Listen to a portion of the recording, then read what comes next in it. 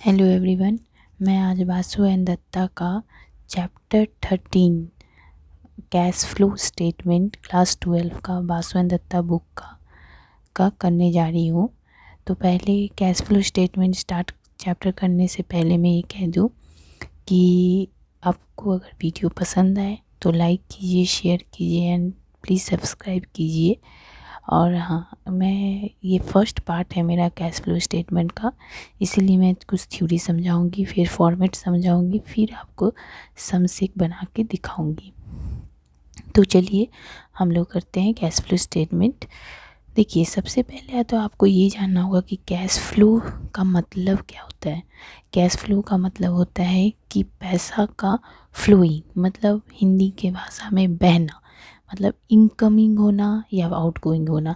मतलब कैश आता है और जाता है। हमारी कंपनी जो होते हैं, जो बिजनेस चलाता है, जो कंपनी चलाता है, उसके पास कितना पैसा आया तो वो हो गया इनफ्लो, और कितना पैसा गया तो वो हो गया आउट, मतलब आउटफ्लो। तो कितना पैसा आया, अगर वो सामान बेचता है तो क्या हो जाएगा, उसका पैसा आएगा, बेचेगा सामान तो इनफ्लो कहलाएगा। और अगर वो सामान खरीदता है तो उसका पैसा जा रहा है तो वो क्या हो जाएगा, आउटफ्लो। तो यही है कैश फ्लो। कितना पैसा आ रहा है, कितना पैसा जा रहा है, क्या क्या चीज़ खरीदा जा रहा है, क्या चीज़ बेचा जा रहा है, उसके अंडर में क्या क्या सब और सब होते हैं, क्या डिप्रिसिएशन हो गया, कितना इंटरेस्ट हुआ, नहीं हुआ, कितना इनकम हुआ, कितना लॉस हुआ, ये सब कुछ कैश के अंदर में हम लोग जानेंगे। ठीक है, तो चलिए हम लोग ये करते हैं। सबसे पहले ये कह दूँ कि कैश फ्लो का मतलब तो आप समझिए, कितना पैसा आया इनफ्लो हुआ, कितना पैसा गया आउटफ्लो हुआ। यही सब जो कंपनी में होते हैं, इसी को हम लोग कहते हैं कैश फ्लो। ठीक है, अब इसके अंदर में मैं ये कह दूँ कि as per para 5 of accounting standard, ये कितना अकाउंटिंग स्टैंडर्ड है, 3 रिवाइज्ड। ओके, ये एमसीक्यू में आप लोगों को पूछ दिया जाता है कि क्या क्या अकाउंटिंग स्टैंडर्ड कितना है उसका। तो ये आपका एमसीक्यू के लिए, इसमें 2 मेथड होते हैं, डायरेक्ट और इनडायरेक्ट। आपके सिलेबस में इनडायरेक्ट मेथड है। ओके, तो हम लोग इनडायरेक्ट मेथड ही करेंगे। और कह दो कि कैश फ्लो में आपके 3 पार्ट होते हैं, मतलब एक्टिविटीज़। फर्स्ट एक्टिविटी है cash flow from operating activities, जो कि आपका ऑपरेशन से रिलेटेड जुड़ा रहेगा। ऑपरेशन मतलब क्या, कि जो कंपनी को बढ़ाता है, जो सेल होता है, ये सब। ठीक है, कितना गुडविल हुआ, घट गया कि या क्या डिप्रिसिएशन हुआ, ये सब चीज़ इसमें हम लोग करेंगे। कितना करेंट एसेट आया, कितना करेंट एसेट गया, कितना घट गया, कितना बढ़ा करेंट एसेट या लाइबिलिटीज़, ये सब हम लोग ऑपरेटिंग में करेंगे। सेकेंड एक्टिविटी है इन्वेस्टिंग एक्टिविटीज़, जिसमें आप लोग सिर्फ फिक्स एसेट के बारे में पढ़ेंगे और इन्वेस्टमेंट क्या क्या हुआ वो चीज़ करेंगे। ठीक है, फिक्स्ड एसेट, इसमें मैंने कहा करेंट एसेट और करेंट लायबिलिटी। ओके, यहाँ फिक्स्ड एसेट होगा। ठीक है, और इन्वेस्टमेंट से रिलेटेड होगा। थर्ड एक्टिविटी है फाइनेंसिंग एक्टिविटीज़, जो कि शेयर कैपिटल से, equity share capital, preference share capital, debenture, ये सब जो लोन्स भी। ठीक है, ये सब आप फाइनेंसिंग एक्टिविटीज़ में पढ़ेंगे। उसमें क्या बढ़ा घटा, कितना कम हुआ, कितना उसमें से क्या गया, ये सब इसमें फिक्स एसेट के और इन्वेस्टमेंट के बारे में, इन्वेस्टिंग में। और ये सब जो सेल हुआ, कितना गुडविल डिक्रीज़ हो गया, क्या करेंट एसेट है, लायबिलिटी का क्या हुआ, ये सब आप ऑपरेटिंग में पढ़ेंगे। ठीक है, तो चलिए सबसे पहला बार फर्स्ट टाइम हम लोग पहले ये करेंगे। इस वीडियो में हम लोग ऑपरेटिंग एक्टिविटी सीखेंगे, क्योंकि मेन यहाँ ऑपरेटिंग है। इन्वेस्टिंग और फाइनेंसिंग बहुत छोटा छोटा पार्ट है, वो आप जल्दी से सीख पाइएगा। तो अभी हम लोग आज फर्स्ट वाला करेंगे, ऑपरेटिंग एक्टिविटीज़ कैसे कैलकुलेट किया जाता है। ठीक है, तो देखिए मैं फॉर्मेट बता रही हूँ। अब फॉर्मेट आपका है, ऐसे फॉर्मेट होगा पूरा सेम।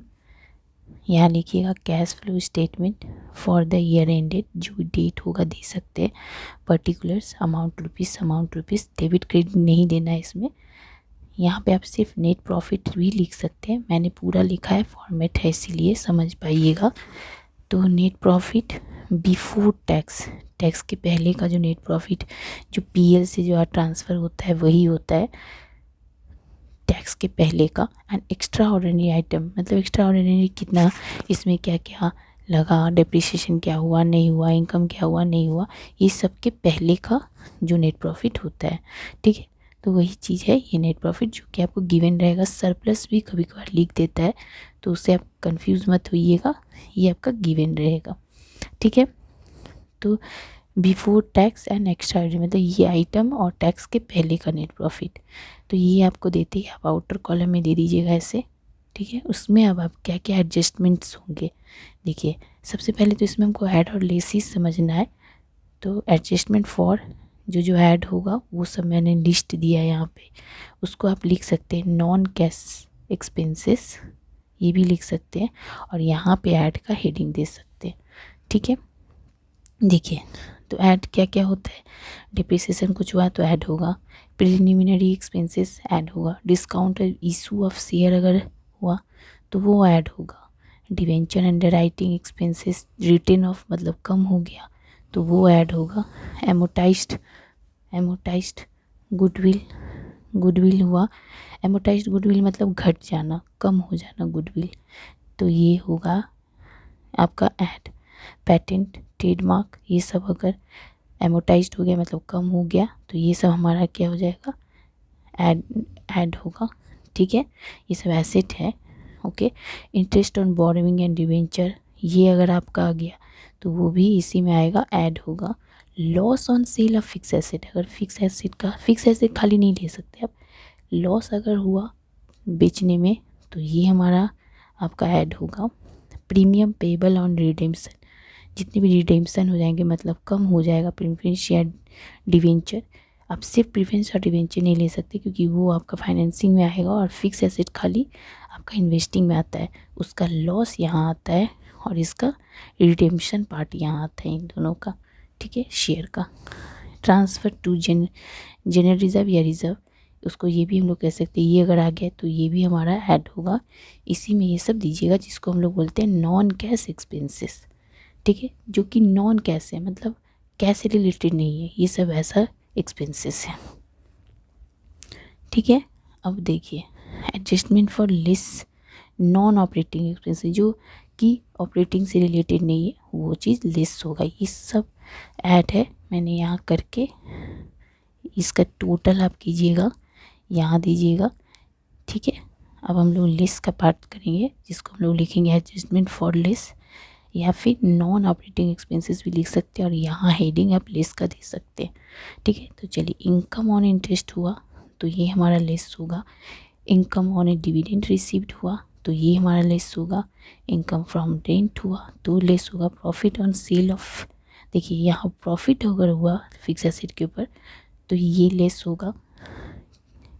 ठीक है, और आगे भी है एक्सेस लाइबिलिटी बढ़ गया तो लेस होगा, प्रोविज़न फॉर डिप्रिसिएशन हुआ है तो लेस होगा, बैड डेट रिटर्न बैक फिर से लिखा गया तो लेस होगा, रिफंड हो गया इनकम टैक्स तो लेस होगा। ये टोटल करके जितना आएगा यहाँ दीजिएगा, मैंने ब्रैकेट में क्यों दिया क्योंकि लेस पार्ट था। ठीक है, अब आइए लिखिएगा यहाँ पे कि operating profit before working capital changes. अब वर्किंग कैपिटल चेंजेस क्या है, देखिए उसके पहले का ये था, ये जितना अभी तक आया ये आपका आया था वर्किंग कैपिटल चेंजेस के पहले।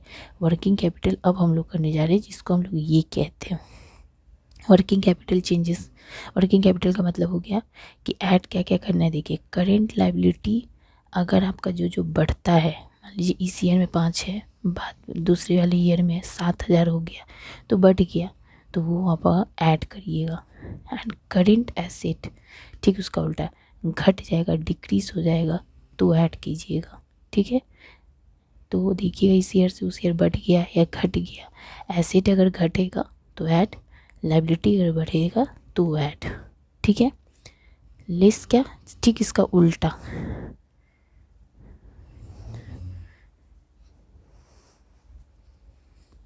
करेंट लाइबिलिटी डिक्रीज, अगर करेंट लाइबिलिटी कम हो गया तो लेस, एंड करेंट एसेट बढ़ गया ज़्यादा हो गया तो लेस।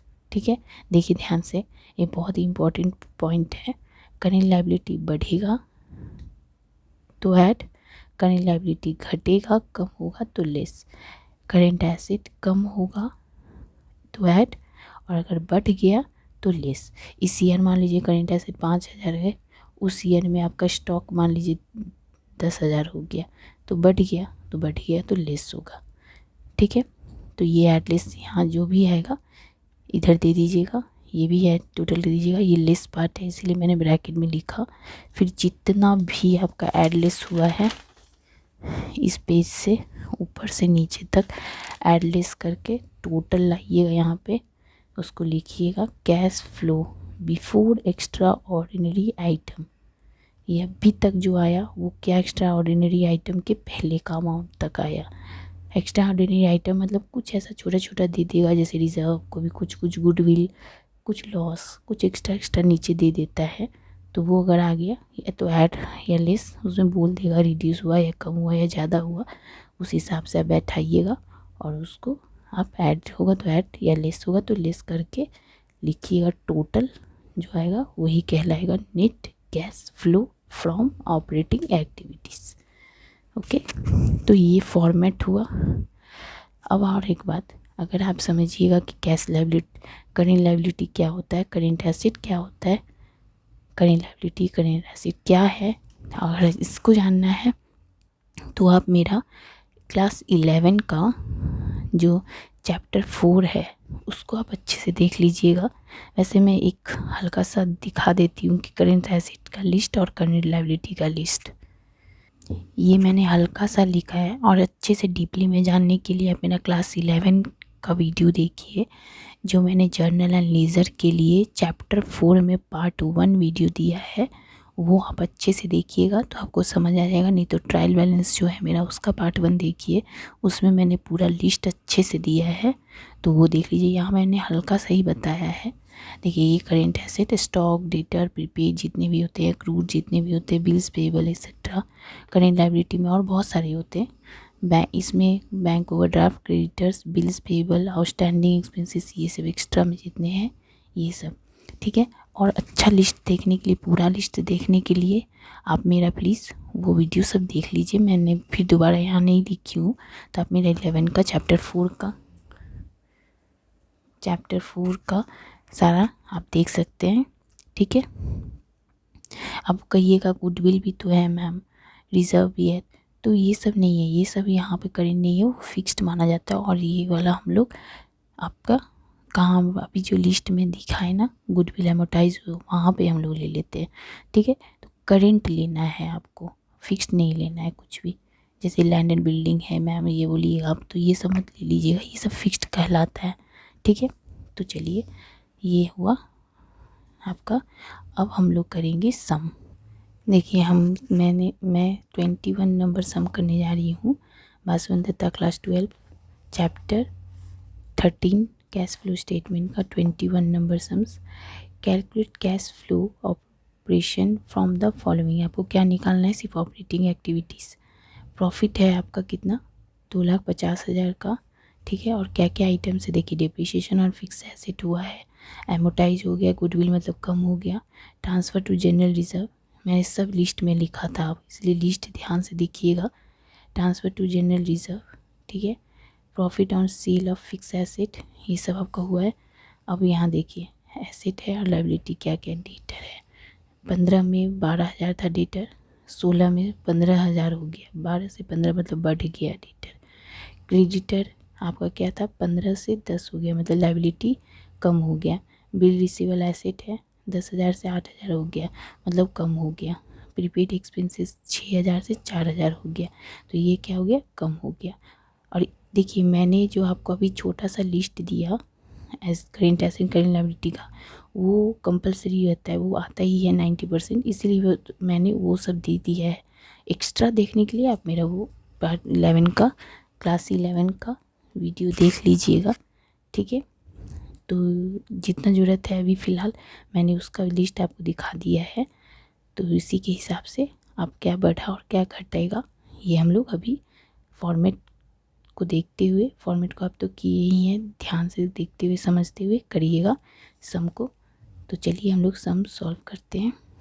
देखिए सम ऐसे 21 number cash flow from operating activities for the year ended. Date नहीं था ना, डेट नहीं है तो आप डेट नहीं रहेगा तो आप क्या कि 2015-16 है तो क्लोजिंग डेट 2016 है तो 2016 दे सकते हैं। Particulars rupees. देखिए अब नेट प्रॉफिट, सबसे पहले नेट प्रॉफिट ढूंढना है आपको। तो नेट प्रॉफिट कहाँ है, ये देखिए यहाँ पे था profit made during the year 2,50,000, ये आपका प्रॉफिट हुआ। तो सबसे पहले आप खाली नेट प्रॉफिट हेडिंग, मैंने जो फॉर्मेट में आपको बताया उस सब लाइन भी लिख सकते हैं, बिफोर टैक्स वाला लाइन सब, और नहीं तो इतना तो लिखिएगा ही, नेट प्रॉफिट 2,50,000। ठीक है, अब उसमें ऐड का आइटम क्या क्या है, मैंने शॉर्टकट वाला अभी फॉर्मेट का पूरा नहीं लिखा है, नॉन कैश एक्सपेंसेस खाली लिखा है, तो आप भी लिख सकते हैं। तो नॉन कैश एक्सपेंसेस लिख के उसमें देखिए क्या क्या ऐड करना है। डिप्रिसिएशन आपको लिस्ट में मैंने बताया था कि ऐड होता है, तो देखिए मैंने ऐड में डिप्रिसिएशन फिक्स एसेट 10,000 ऐड में दिखाया।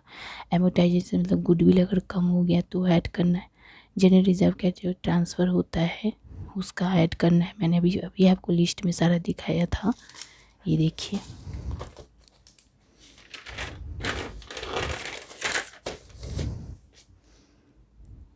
ये रहा, डिप्रिसिएशन ऐड में है, एमोटाइजेशन गुडविल ऐड में है, और ट्रांसफ़र टू जी रिजर्व ये भी ऐड का आइटम है। ठीक है, तो ये सब मैंने ऐड में दिखा दिया।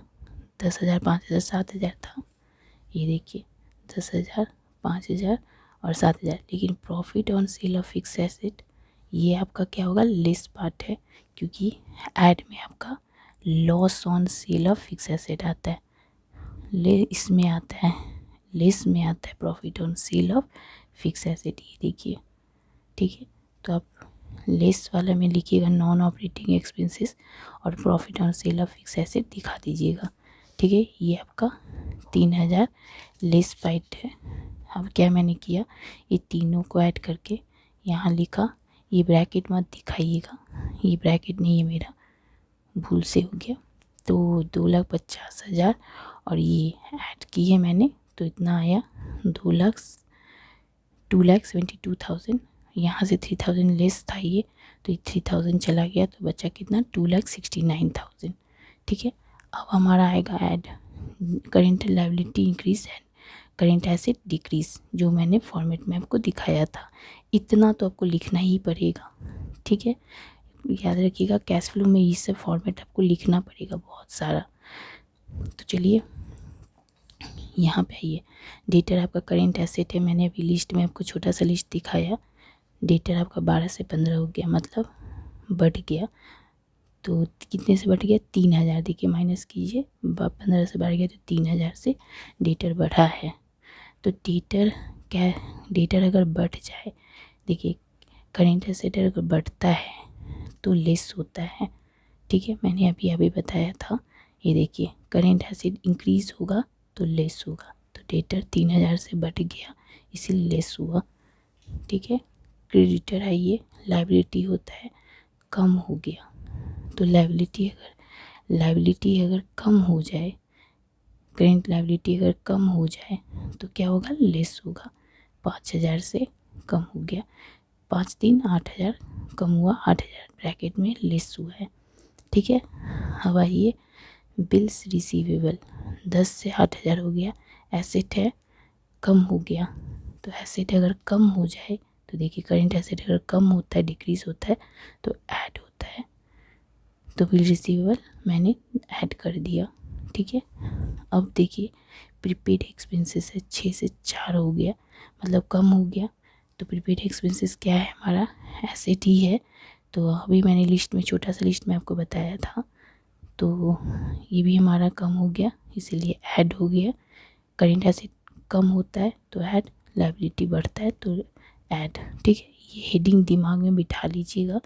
और चलिए ये हो गया, ये दोनों ऐड करके 4,000, तो 2,69,000 जो आया था उसमें 4,000 ऐड कीजिएगा क्योंकि ये ऐड का आइटम है, तो 2,73,000 आया। उससे आप ये 8,000 माइनस किए क्योंकि लेस आइटम था, तो आपको मिल गया 2,65,000। यहाँ लिखिएगा net cash flow from operating activities. ठीक है, ये हो गया अमाउंट। इसमें कुछ टैक्स वैक्स नहीं था जो मैंने अभी फॉर्मेट में बताया था। एक्स्ट्रा ऑर्डिनरी आइटम भी कुछ नहीं है, तो कुछ नहीं करना है, यहीं पे आपको क्लोज कर देना है, क्योंकि और एक्स्ट्रा कुछ आइटम नहीं है इसमें। तो ये हम लोगों ने आज सीखा ऑपरेटिंग एक्टिविटीज़। अगर वीडियो पसंद आए तो लाइक कीजिए, शेयर कीजिए एंड सब्सक्राइब कीजिए। Thank you.